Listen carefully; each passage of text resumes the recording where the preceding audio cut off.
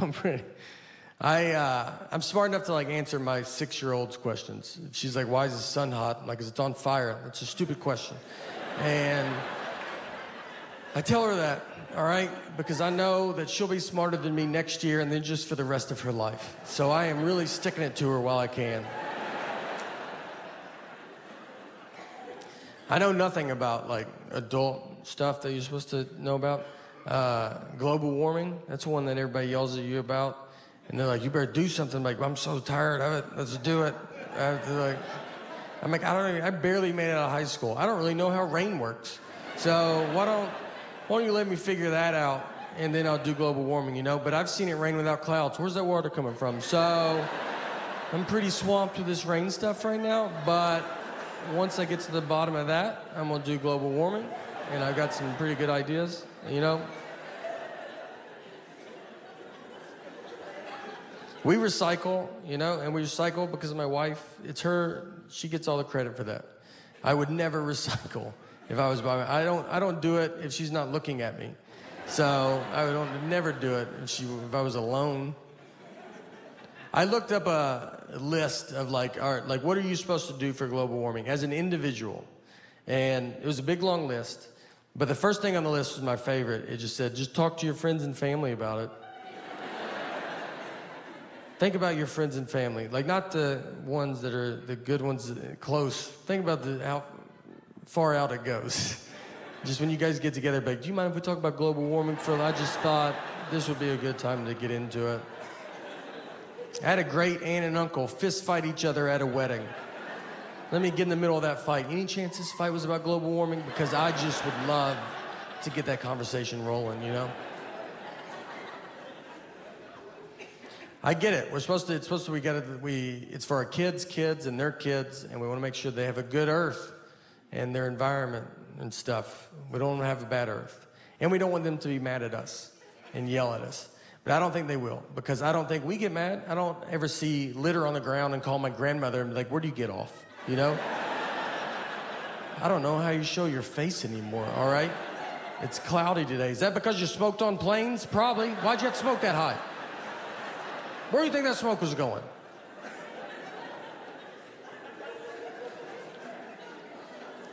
We did stuff as a kid. I did Earth Day as a kid. I think they still do Earth Day. And we did it. I'm from Old Hickory, and we were a plant, like DuPont plant we were a plant town. So they had a plant, and we went and planted trees in front of the DuPont plant. And there was just black smoke coming out of this, like, and we're just in front of it, like, this is for Earth. And if you can't even see us, it's so dark. And we're just like, this is for the Earth of stuff, and we're gonna breathe better. And you're like, I don't know if that's the problem.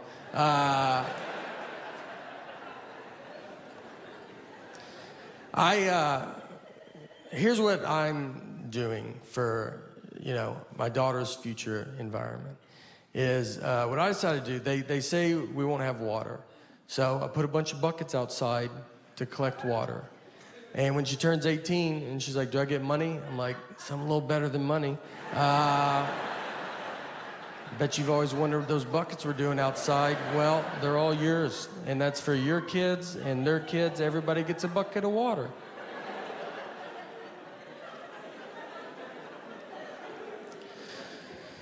No, look, guys, all seriousness, though, global warming, we gotta stop it. Or more of it. I don't really know which way we want to go, but it can't stay warmer. I know that. It's gotta be one or, something's gotta happen. Something can't stay where we're at. So go, I don't know what direction you want me to, just go. Look, all seriousness. Let's use this as a platform for global, guys. I felt like, as a spokesperson for all of Earth, all right? I think I'll give you a message that I don't think no one will give you, and I'm here to say that we're doing fine. So just relax. We're in a time where everybody yells at you and everybody's bad. We're doing great, all right? I did some research, and I was like, let me look at the other planets. Let's see how good they're doing. And I don't want to, I mean, it's unbelievable. They're nowhere right now. Some of them have too many moons. That's how stupid they are. And so let's calm down, all right? We're so much farther ahead. I mean, they haven't started and we're almost done. So let's celebrate being first. Don't be sore winners.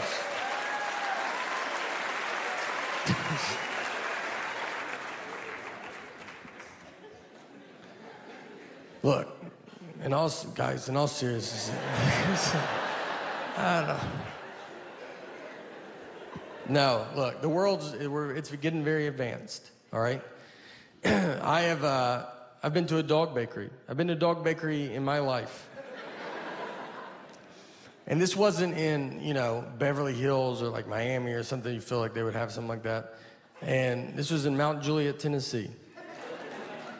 And if you don't know where Mount Juliet is, it's fine, but I bet you can tell that doesn't sound like a town you would drive through going, I bet they have a pretty good dog bakery here. I went in there, and no one was in there. The lady was looking at me like, are you here to buy this store for me? That was her only hope.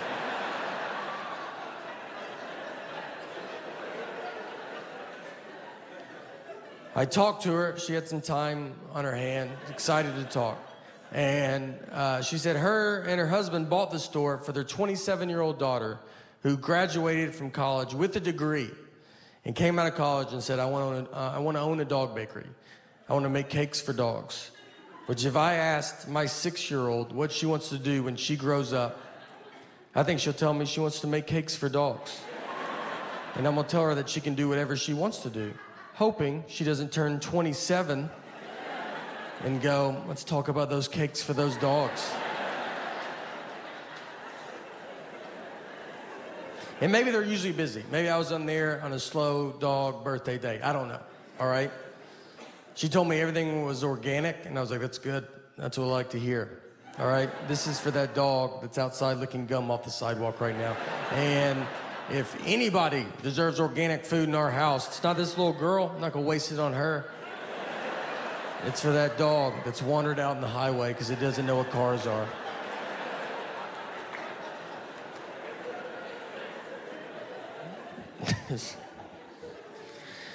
But look, next time you guys go to Mount Juliet for vacation, let me tell you, look, do them a favor. Go by there, all right? Swing through, buy some dog cakes. And I'll be honest with you. I'll be up front with you guys. I bought a dog bakery. It's not going that good, all right? All right, we're almost done, so don't worry about it. And I think you can tell. I always think people they're like, he's talking about dog bakeries. He's about out of stuff. Yeah, where is this going?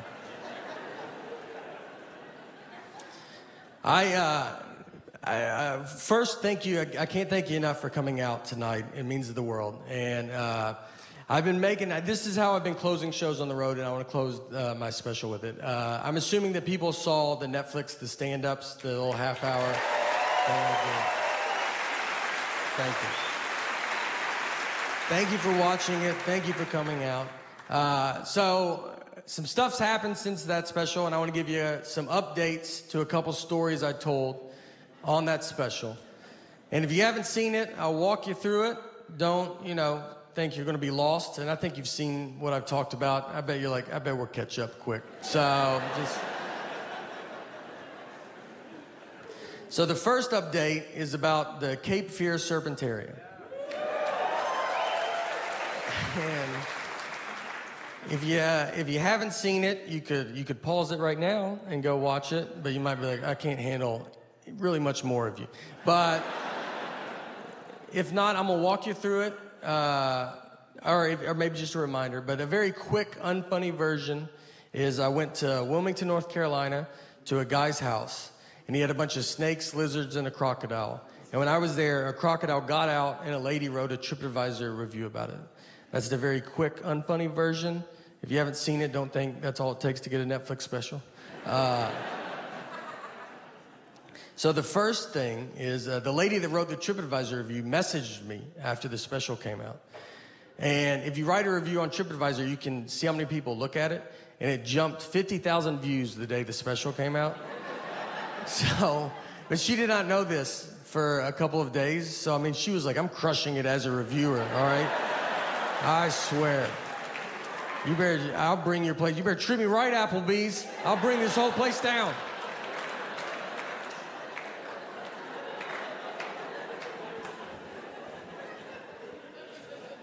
The next update to it is so Cape Fear Cemetery has closed down.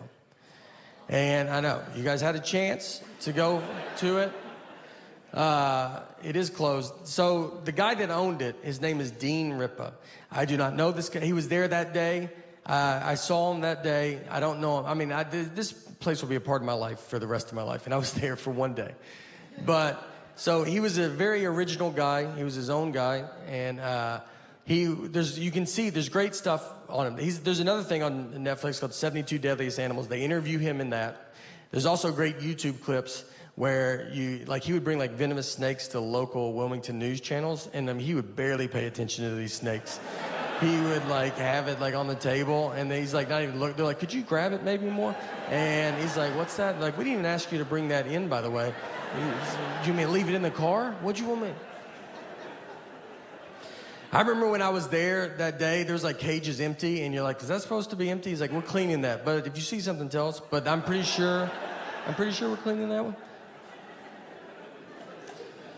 So the main reason it closed is, sadly, to announce that guy, he has died. He passed away, and it's pretty wild stuff. So how he died, a little different than most. And I'm gonna just tell you, and I already know what you're thinking in your head. And his wife shot him. So yeah, you weren't thinking that. I can tell you that. It's unbelievable. I mean, the odds of this they're definitely higher than if you don't own a snake museum, but there's still, it's insane. So this all happened after we taped the stand-ups. And so I was telling an audience who would guess like how he died. And so I'm gonna just tell you the guesses where people, a steak got him, good guess. Crocodile ate him, solid guess. Someone yelled cancer once, and I was like, what? Like, I don't know if I'd present it like this if I knew the answer was cancer. Let's go around the room, everybody. Guess how he died. Cancer? That guy got it. That was a good guess,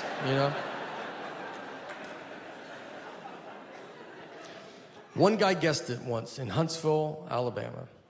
And it was an older gentleman. He was sitting up front, and he just goes, did his wife shoot him? And when someone guesses your guess, and you're like, you're the worst, man.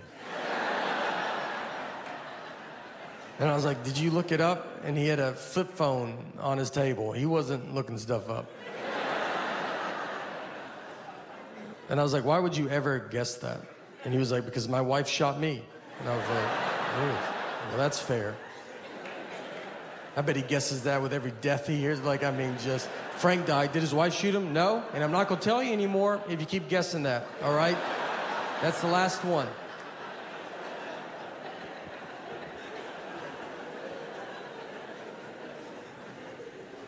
The final update, that's what this next, the special after this is going to be just just all updates. And it'll be something that you don't even know. You're like, remember my car didn't start? You're like, who is this update for? I like to drink iced coffee with milk. And